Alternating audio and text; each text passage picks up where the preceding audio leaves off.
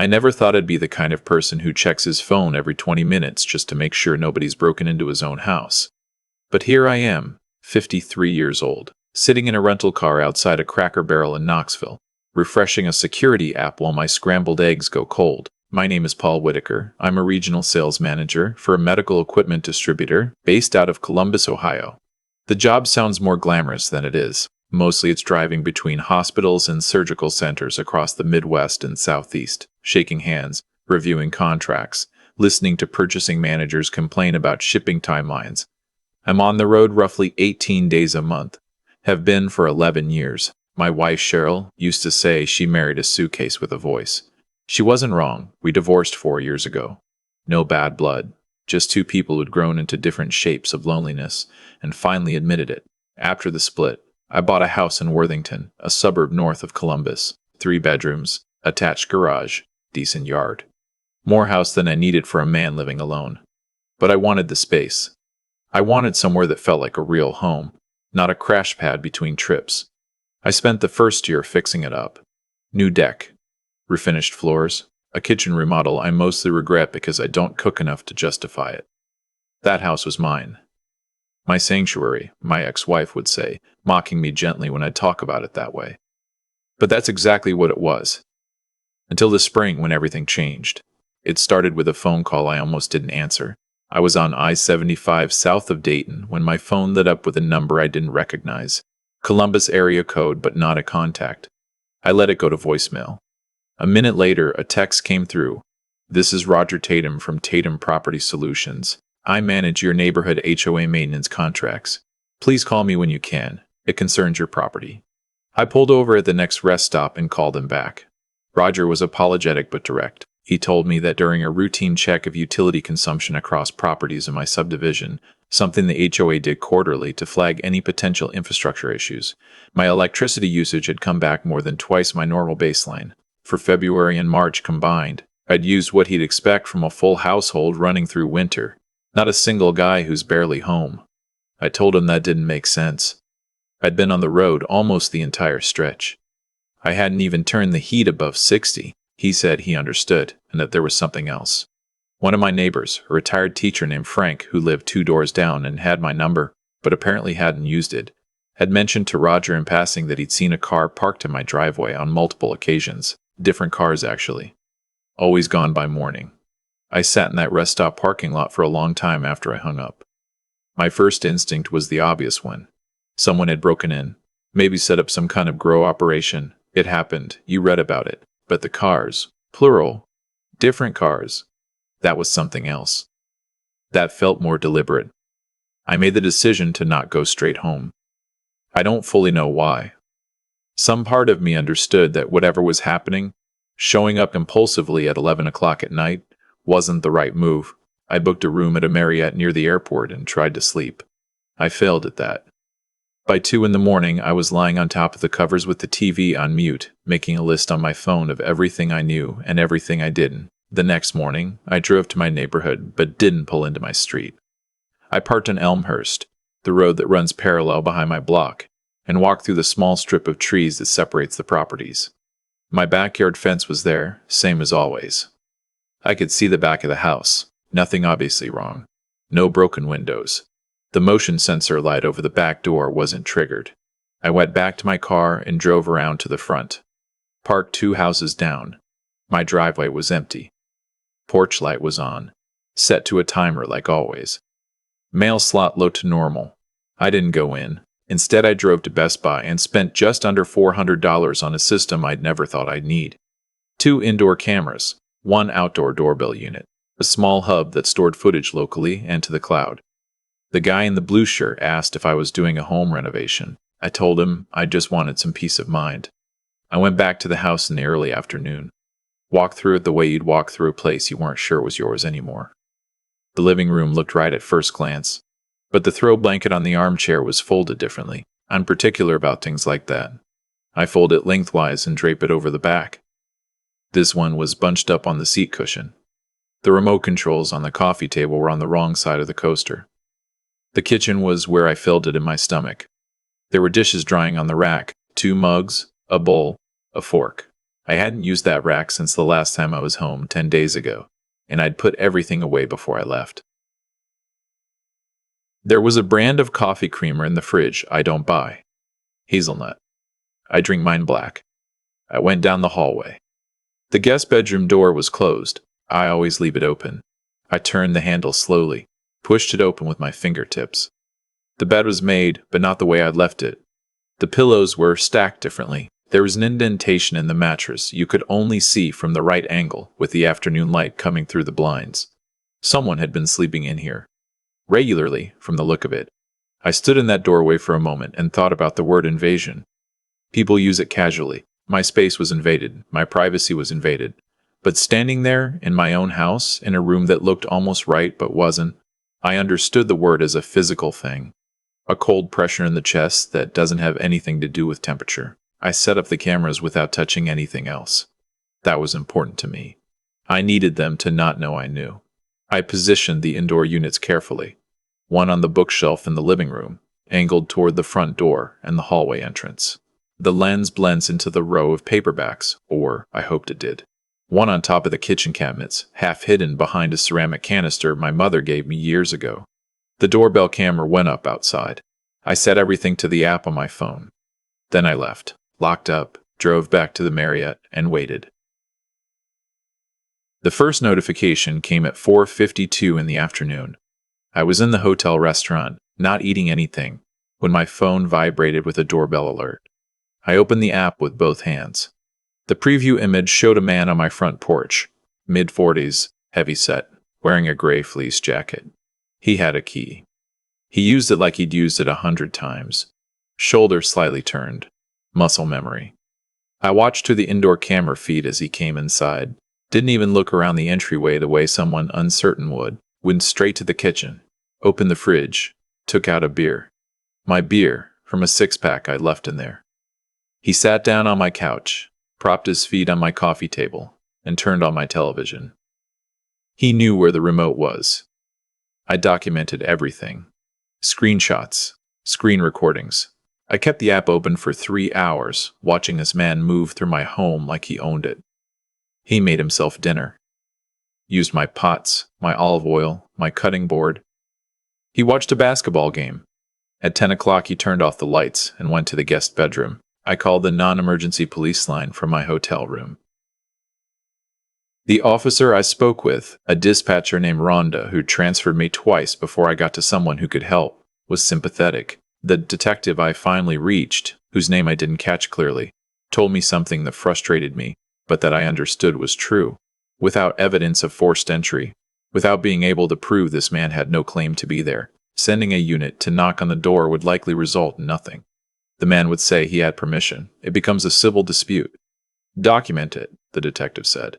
Get footage. If you can establish a pattern, if you can show repeated unauthorized entry and use of your property without consent, then we have something. Don't confront him. Don't let him know you know. Build the case. I didn't sleep well that night either. Over the next 4 days, I documented everything. The man came every evening between 4 and 6. He stayed overnight each time. His routine was comfortable, unhurried, the routine of a man who's made himself at home. He cooked. He watched TV. He used the shower in the guest bathroom. On the 3rd day, he did laundry. He was doing my laundry, in my machine, using my detergent. On day 4, something new happened. At 7:15 in the evening, a woman showed up. She knocked, which struck me, since the man had a key. Late 30s, dark hair, a tote bag over one shoulder and what looked like a tablet tucked under her arm. The man answered the door and they exchanged a quick hug. Familiar but professional. They sat at my dining room table. She opened the tablet. They spent the next 90 minutes reviewing something, pointing at the screen, passing the tablet back and forth. I zoomed in on the camera as much as the resolution would allow. I could make out a grid of some kind on the tablet screen, and at one point she turned a printed document toward him that had a logo at the top. I couldn't quite resolve. At the end of the meeting, she said, "Clear enough for my microphone to catch most of it. The Meridian review is dropping because of the response time. You need to answer within an hour, or it tanks the rating." The Meridian review. I wrote that down. I searched Airbnb that night. My address wasn't in the results. I tried VRBO. Nothing. I tried searching the street name with keywords. Still nothing. I sat back and thought about it differently. What if the listing wasn't under my exact address? What if it was described by neighborhood or proximity? I searched Worthington, Ohio short-term rental across 3 platforms and started scrolling. On the 3rd page of Airbnb results, I found it. The photos were of my house, my kitchen, the one I'd remodeled, my living room with the refinished floors, my backyard deck, the one I'd built the summer after the divorce because I needed something to do with my hands. The listing called it a quiet retreat in a tree-lined suburban neighborhood, ideal for business travelers and weekend getaways. Nightly rate, $189. Weekly rate discounted. There were 11 reviews. I read every one of them. Clean, well-stocked kitchen, great location. Host was responsive, felt like a home. One reviewer mentioned the deck specifically. Another mentioned the very comfortable guest room. My guest room. My deck, my kitchen. The account hosting the listing had a display name that wasn't attached to any real profile photo, just a generic silhouette. But the name on the account was a first name only, Brendan, which meant nothing to me yet. I didn't stop researching. I went back through the camera footage, reviewing every moment. On the 2nd day of recordings, around noon, the man had let someone else in briefly. An older man, maybe late 50s, wearing a company polo shirt. The logo on the shirt was partially obscured by his jacket, but I could make out 2 letters and what looked like a key design. I pulled the screenshot into a photo editor and adjusted the contrast until I could read it. Clearview Home Management, the company I'd hired to check on my property and hold a spare key. I felt something settle into place that I hadn't wanted to see coming. I called Clearview the next morning, not to the main number, but to the direct line of my account contact. A woman I'd spoken with twice named Deborah.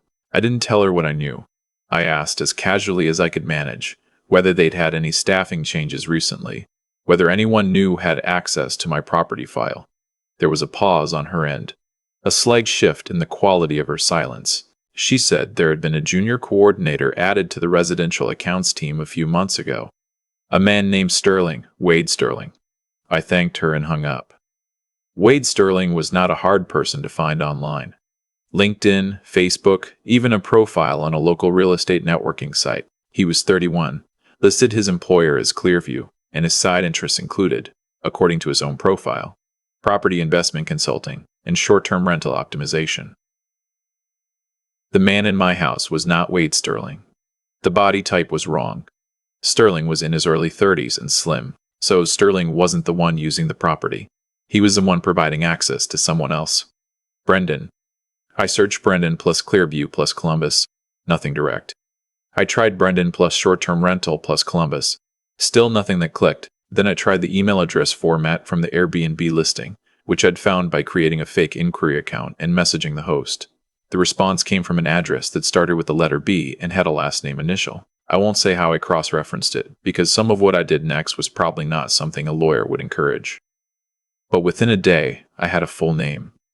Brendan Kessler. No permanent address I could find, no consistent employment history, but 2 prior evictions, one in Cincinnati and one in Louisville, and a string of connections to short-term rental forums online going back 5 years. He had a whole philosophy about it, posted under a screen name, about how underutilized residential properties were an inefficiency in the market, about how people who traveled for work were practically inviting this kind of arrangement by leaving their homes empty. He'd written that, in public, the woman from the dining room meeting turned out to be easier to identify. On the day she'd visited, the doorbell camera had caught her walking back to her car, and the resolution was good enough to read a partial plate, combined with her first name. I'd caught it when the man said thanks again, Pam, as she left, and her general description and the fact that she'd referenced Meridian, which turned out to be the listing name they used for my property on a second platform I hadn't found initially. I was able to identify her within 2 days. Pamela Ostrowski, a freelance digital marketing consultant based in Dublin, Ohio, who also, according to a now-deleted Instagram account, offered remote property listing management services. She was the one running the Airbnb profile, writing the descriptions, responding to guest inquiries, managing the calendar. Brendan was the one physically there, running the operation on the ground. Wade Sterling was the inside man with the keys and the property schedule. knowing exactly when I'd be gone. They'd been doing it for nearly 4 months. I went back to the detective with everything, not the non-emergency line this time. I asked for the detective directly, went in person to the district office with a printed folder and my tablet loaded with footage. Detective Alicia Ferris was not what I expected. Younger than me, methodical, with the kind of stillness that makes you feel like she's listening to more than just what you're saying. She reviewed my documentation for a long time without speaking. When she finally looked up, she said, "Mr. Whitaker, you've done a lot of our job for us." She told me that what I had documented constituted unauthorized use of residential property, breaking and entering, theft of services, and, depending on what they found when they investigated the full scope, potentially wire fraud and conspiracy. Given the organized nature of the operation, I told her what I'd heard on the recording. I got 2 other properties in play right now. Brennan had said it to Pam when they thought they were alone in my kitchen. Voices low, but not low enough. The guy in Gahana doesn't come back until the 15th. The woman in Delaware barely checks her accounts. Detective Ferris wrote that down very carefully. The investigation took 3 weeks. They identified the Gahana property, owned by a man named Roger, not the same Roger who'd called me. Another one, a pharmaceutical rep who also traveled constantly. The Delaware property belonged to a woman in her late 40s who worked remotely for a company in Seattle and didn't monitor her utilities closely. Both had been listed under different profile names but linked to the same payment accounts. The sting was straightforward once the warrants were in place. Police waited until Brendan was at my property with a guest checking in for a 4-night stay. When they knocked on the door, he answered in the way of someone who'd never considered this outcome. Just stood there in the doorway of my house, holding a coffee mug. I was parked down the street again. I watched the squad cars. I didn't feel triumphant, exactly. I felt something more like, finally, and beneath that, a kind of exhaustion I hadn't noticed accumulating. Pam was picked up at her apartment in Dublin. Wade Sterling was arrested at the Clearview office the following morning, which I imagine was a memorable day for everyone who worked there. Brendan Kessler was charged with breaking and entering, theft, fraud over $5,000, and conspiracy. Pam Ostrowski faced fraud charges and conspiracy. Wade Sterling was charged with breach of trust, conspiracy, and unauthorized disclosure of client information. All 3 were convicted. Brendan received 22 months and 3 years probation. Pam got 14 months. Sterling, who cooperated with prosecutors and provided documentation of how the scheme worked from the inside, received a suspended sentence, probation, and was permanently barred from working in property management. The restitution order covered my utility bills, the cost of the security system, the lock replacement, and a portion of what they'd earned from my property. Between what the 3 properties had generated over 4 months, the total take was just over $68,000. Clearview Home Management settled the civils 3 months after the criminal conviction. I can't tell you the amount. What I can tell you is that Deborah, my account contact, called me the week before the settlement to apologize personally. She told me she'd noticed something slightly off about Sterling's behavior around client files, but hadn't followed up on it the way she should have. She sounded like a person genuinely ashamed of something, not someone reading from a script. I told her I didn't blame her. I mostly meant it. I still live in that house. That surprises people when I tell them. They expect me to say I moved, that I couldn't go back there. And for a few months I considered it, genuinely. I'd walk through the guest bedroom and see it as it had been when I found it. The made bed that wasn't quite right. The indentation in the mattress. I'd cook in my kitchen and see Brendan standing at my stove. But I made a choice. I decided I wasn't going to let them have the house too. They'd already taken enough. I replaced the floors in the guest bedroom anyway. Not because I had to, but because I needed something to change in there. I painted it a different color. Put in new furniture. It's a home office now, which is what I'd always vaguely intended. The other 2 victims, Roger in Ghana and the woman in Delaware, her name is Cassandra, and she reached out to me after reading a local news piece about the case, had different outcomes. Roger sold his house. He said he just couldn't get comfortable there anymore, which I understood without needing him to explain it further. Cassandra stayed too. She told me she started hosting legitimate Airbnb guests herself, which she found oddly therapeutic.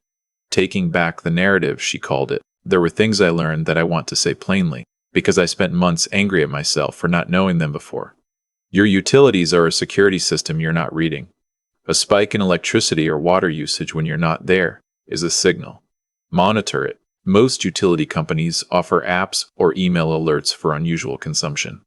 Set them up. Your property management company has access to everything that matters: your keys, your schedule, your contact information. Do background checks on the people who work there, not just the company itself. Ask who specifically has access to your file. Ask when that changes.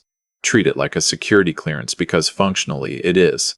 Neighbors are your first line of defense, and most people, myself included, never tell them explicitly enough what normal looks like. Frank, my neighbor 2 doors down, saw something wrong and mentioned it to the HOA coordinator instead of calling me directly because I'd never given him my number. I'd never said, if you see a car in my driveway you don't recognize, call me. Say it. Give people permission to be involved in the safety of your space. Check your address on rental platforms a few times a year. Not just Airbnb, VRBO, Furnished Finder, Facebook Marketplace Rentals, all of them. Type in your address.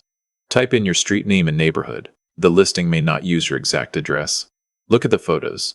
And finally, the thing that took me the longest to absorb, the violation of this kind of crime is different from a burglary.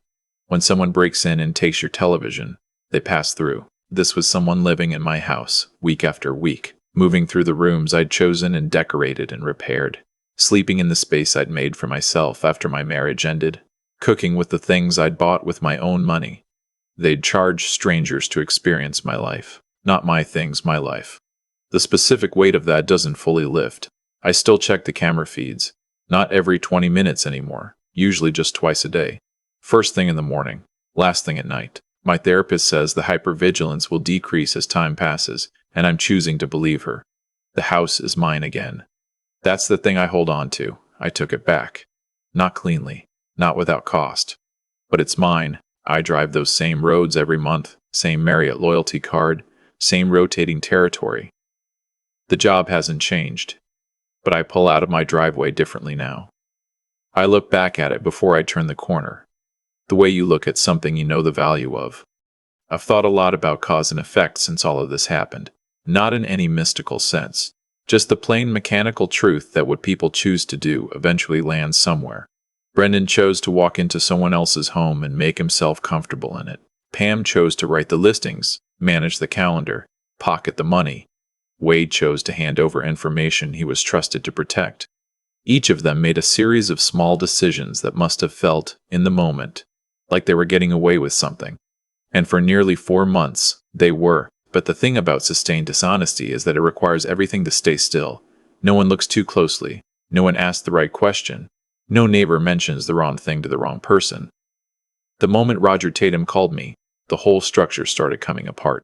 Not because of luck, because it was already fragile. What I've had to reckon with, more than the anger, is what my own choices contributed to. I trusted a company I'd never really vetted. I gave a spare key to people whose individual employees I couldn't have named. I left for months at a time without a single system in place to tell me if something was wrong. I don't say that to blame myself for what Brendan and Pam and Wade did. That's entirely on them. But there's a difference between being wronged and being unprepared. And I was both, recognizing that took some honesty I wasn't initially willing to apply to myself. The intelligence in this situation, if there was any, came from slowing down when everything in me wanted to act fast. When I saw that man walk through my front door on the camera feed, I wanted to drive over and put an end to it immediately. But I'd been told by the detective to document first. To build the case instead of react to the moment. That restraint, and I want to be honest that it cost me something to maintain it, was the only reason we ended up with a conviction instead of a he said civil mess that went nowhere. There's a version of this story where I barge in, the man claims permission, I have nothing on paper, and 3 people continue running this operation out of someone else's house in Gahana and someone else's house in Delaware, and I never know the full scope of what happened. Cassandra wouldn't have known. Roger and Diana wouldn't have known. The patience was hard. The patience was also the whole thing.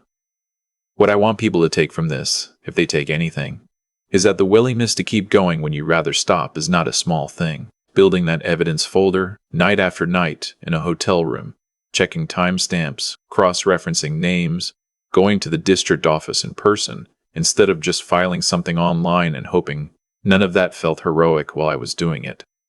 It felt slow and tedious and exhausting, but it mattered.